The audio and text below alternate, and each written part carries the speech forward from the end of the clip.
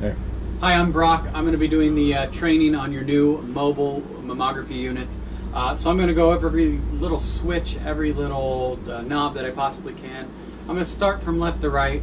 I know on the camera that there are some things that you will not be able to see, so I will clearly say what the button says and demonstrate what it does and describe what it's doing at that moment. So starting from left to right, to my left-hand side where my knee is, there is a little T handle on this little, where your armrest would technically be. If I put my thumb against it and pull pretty hard, you hear a popping noise. That opens the hood in the front area. To shut the hood, when you're done in the hood area, you just push the hood shut and it should automatically latch. So these T handles are a little bit firm, so just make sure you kind of brace your hand, pull really hard, and it will open. Above that, there is a little panel that says Allison Transmission. Your vehicle is equipped with a 6-speed Allison transmission. When you have the vehicle in park, there is no park if you notice on the actual shifter. It says R, N, D, mode, a plus up arrow, a minus down arrow. When you go to put it in park, you're going to put it in neutral and you're going to pull the air parking brake. This parking brake has to be set every time that the vehicle is parked. If you forget to set this, then you turn the key off and it's in neutral, this thing's gonna roll. It's gonna beep at you and warn you, but make sure before you ever shut the vehicle off, it is in neutral, the park brake is set, then you can actually turn the key off and let go of the brake pedal. The R, of course, reverse, and neutral. Drive is drive. The mode, plus and minus. If you ever want to use the mode, the plus and the minus, you're going to have to review the Allison Transmission Owner's Manual that comes with the vehicle. There are a bunch of do's and don'ts on RPMs, speeds, when and when not to actually use these, but typically what they're for is if you want to change your overdrive, so you're going up and down hills, it's shifting from 6th gear to 5th gear back and forth just due to how these vehicles accelerate. You can push the down arrow and it will drop it down a gear so you're not in that overdrive. But it does warn you in the owner's manual not to drive with that for extended amount of times, extremely high speeds, etc. So review the owner's manual on that. Now if you forget to put it in neutral and let's say set the park brake and it's still in drive and you turn the key off, it's going to beep at you and should warn you that you've got to put this thing in neutral. But what happens sometimes is if you shut this thing down and you manage to turn it all the way off, sometimes when you go to put this thing in drive, instead of displaying what it should display, it'll say something like 6, meaning you want 6 gears, but you're in neutral and it'll be flashing. That indicates you shut it down improperly. So a lot of times you have to put your foot on the brake, push through the different reverse, neutral, drive. You may have to turn the vehicle back off and back on, and it should go back to say NN. Now normal driving operation, when I put it in drive, it's going to say 6-1. You've chose the 6 gears that are available. It's in 1st gear. As you accelerate and decrease in your speed, it's going to move up and down. So once you go to 2nd gear, it'll say 6-2, 6-3, all the way to 6-6. If for some reason you put it in, like I said, reverse and it says R and N, it means you chose reverse but it's in neutral, and it could be one of those instances where you shut it down wrong. It should say RR for reverse. Very nice system. Now 99% of our vehicles we build have these Allison transmission. We always tell you put it in drive, drive with it in drive. It's automatically going to do the job for you. So like I said, just review your owner's manual if you have any questions.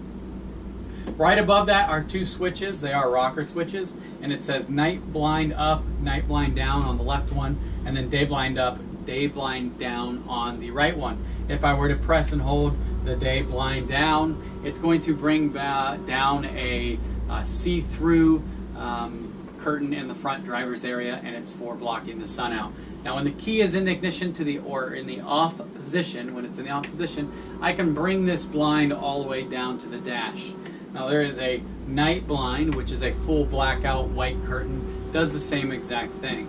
Now if the key is in the ignition to the on position, like you were driving or you had it in an accessory mode, these things are only going to come down about a foot or so, and that's to prevent you from putting them down while you're driving down the road. So let's say you put the day blind down and then you start the vehicle and you're like, hey, I want to drive away.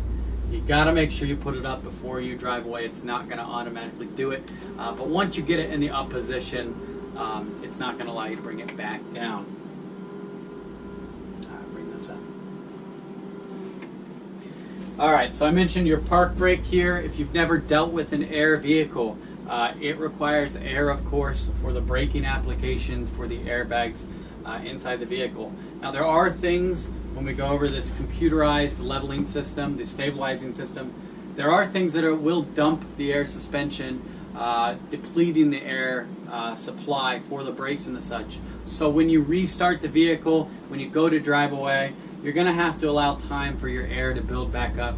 Before you try to drive away, you got to make sure the airbags have inflated. And if the air pressure is too low, it should warn you. It's going to beep at you and say a parking brake with a flashing light, or brake air will be lit up in red.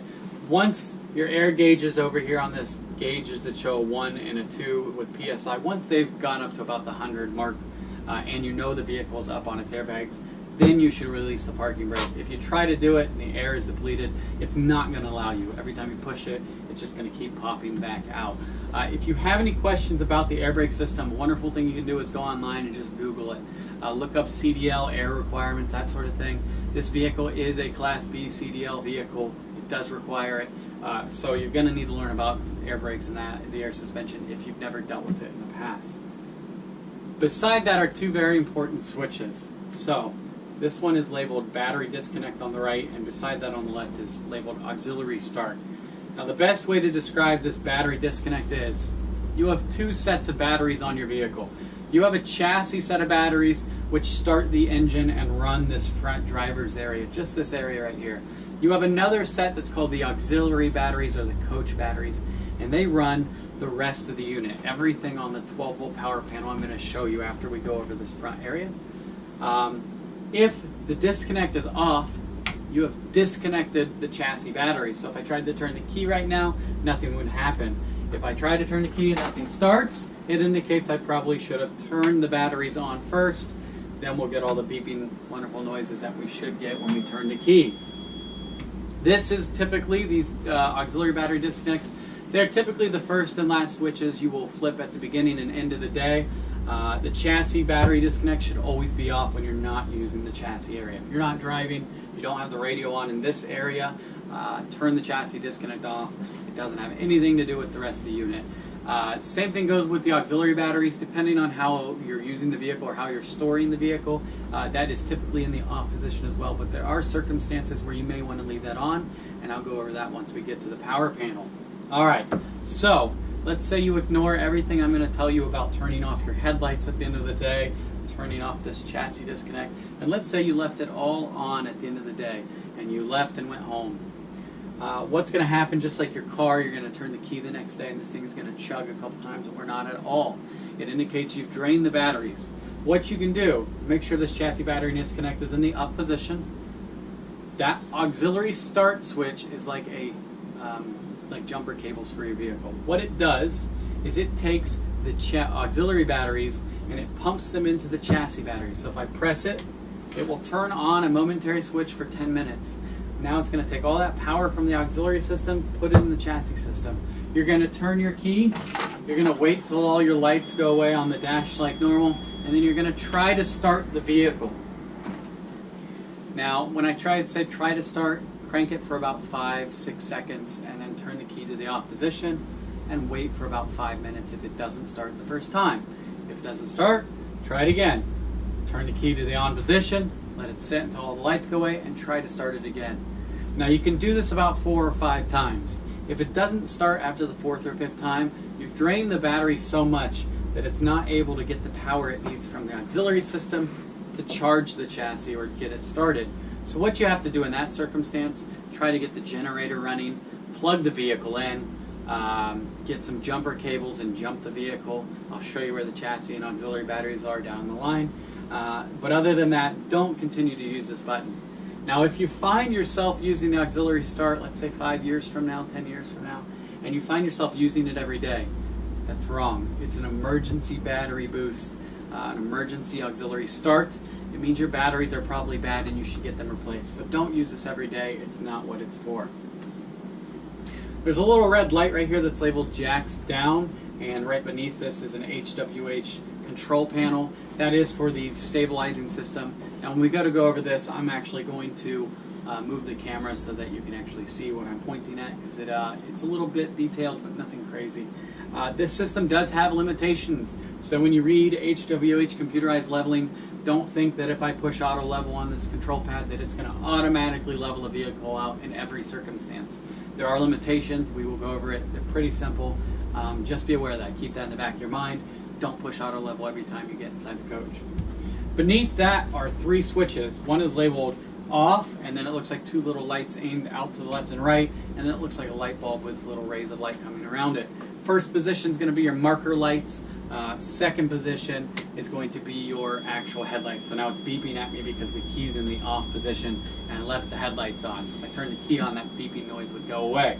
High beam, low beam like normal, but make sure at the end of the day you turn it back off. Otherwise it's going to beep at you and you're going to drain the batteries. Now killing the disconnect should turn those lights off, but don't rely on that. Make sure you actually turn them off. Next to that switch is a button, a switch, rocker switch as well, that's labeled bright and dim.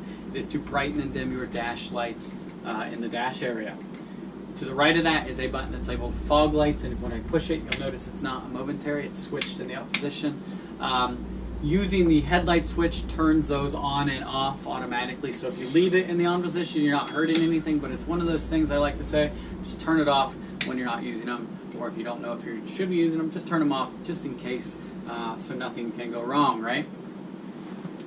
The steering wheel is a tilt steering wheel. There's a pedal right to the left of the steering column. Push down on that little pedal, pull it where you want it, release, and it will stay in that position. On the actual steering wheel itself, you'll see these little smart fobs. What they do is you have one to flash. You can flash your headlights, you can flash your marker lights with the one with the right. Your cruise control is here on the dash. It actually plays a very important role with this unit, not just for cruise, but for another function that we're going to go over in a second. Your windshield wipers speeds are here on the right side. You'll notice there's one that has a little picture that looks like a fountain. That is to spray your windshield washer fluid. You press and hold it, it'll spray, the windows will do its thing. There's a button beneath that that says high-low. If I push it once, it'll do low, of course. Push it again, it'll do high. Those are preset speeds. The one on the right is actually very interesting. It shows a little gradual scale right here, gradient scale, and a little windshield wiper. If I push it once, it will move the wipers. Once I press it again, it will then do the wipers again. And then it will keep that time frame. So if I wanted to, I could press it, wait 5 seconds, press it. It's going to move every 5 seconds. When you're done with it, turn it to the off position, they'll turn off. Don't be alarmed if the wipers are moving at 2 different speeds or at different intervals or at their different distances. They're going to do their own thing because they're technically like this automatic windshield wiper. So don't panic if they're at a different position. All right. Now we're going to go over kind of like starting and why this cruise control I mentioned was pretty important as well. So I'm going to turn the key to the on position. There's a little light that just came on the dash. It went away pretty quick because it's warm outside right now. It looked like a little set of springs. What that light is for the coils in the engine to preheat the glow plugs in the engine so that this thing starts properly. Depending on how long the vehicle has set, depending on how cold it is outside, that light may vary on how long it takes to shut off. So if it's cold outside, that's going to take a little longer because it's got to heat those glow plugs up. Don't ever start the engine until that little light goes away. So once the little light goes away, all your other little lights go away, turn the key to the right, and the vehicle will start.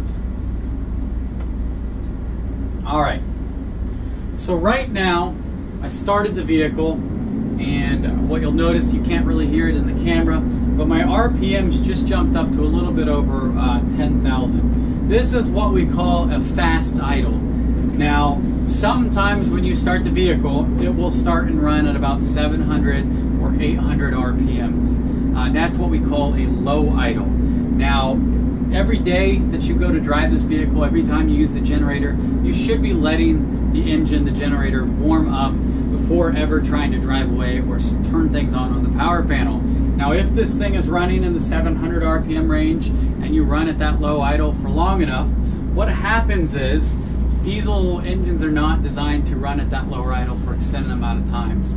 So what will happen is the exhaust, the fuel is not burning properly. There is a filter in the exhaust system. You don't just change it out. It has to be burnt out to clean it. But what it does is it collects the particulates of the soot that's coming from the diesel exhaust. Now this is a government kind of mandated thing. It's so we can all breathe free and clear, right? So If you run it at the 700 RPM range, eventually what will happen is that filter gets full of these dirty particulates because you're running it so slow that a little yellow light will come on the dash. It indicates that you either need to drive at highway speeds until that light goes away, or you need to put it at this higher idle setting. Now that's where this cruise control comes into play. So cruise control also controls the high idle setting. So if it wasn't at high idle right now, and it was at that 700 RPM range, you would push the cruise control on, a little green light comes on. Push the resume accelerate button and hold it, and it would jump up to about this 1000 RPM range. Now, if you forget to do this, it's not the end of the world. Once again, you will see that little light come on, and you either have to, like I said, drive it at highway speeds or put it in this fast idle mode. Now, what I tell customers, the easiest thing to do it every time you start the vehicle. So turn the key, start the vehicle up. For about the first 3 minutes, let it run at that low idle. After that 3 minutes, put it in high idle and then do your walk around. That way the vehicle is always doing its burn period. It's doing a high idle. It's going to clean the exhaust system out. You may never see the little yellow light come on the dash, just a little check light. Now, let's say you say, what if I don't do high idle? What if I always drive it in the city? And what if I never let it go above the 700 RPM range? What will eventually happen? That little yellow light will come on. Well, you can ignore that little yellow light. It is just a warning to check or burn the exhaust system out. So what will happen if you ignore it long enough? A secondary little yellow light will come on. It actually says check. What it means is you need to pull over immediately, put it in the fast idle mode, and do what's called a parked regeneration. So you'll pull over immediately, you'll put it in high idle, and you'll push this little button over here to the right that looks like exhaust vapors going through little marbles right here. Now the only time that little switch will work is if that second little yellow light comes on. You'll push the little button. What it's going to do is it's going to run the vehicle a little faster, a little hotter, and it's going to spray what's called DEF, which I'm going to go over in a second. It'll spray more of that into the exhaust to clean the exhaust system. And then once that light goes away, then you can continue your drive. It varies how long that little burn session takes depending on how clogged the exhaust filter is. So the easiest thing to do, just make sure you put it in high idle every time you start the vehicle. Now that secondary check light, you can ignore that as well if you felt like it. I highly advise against it. What will happen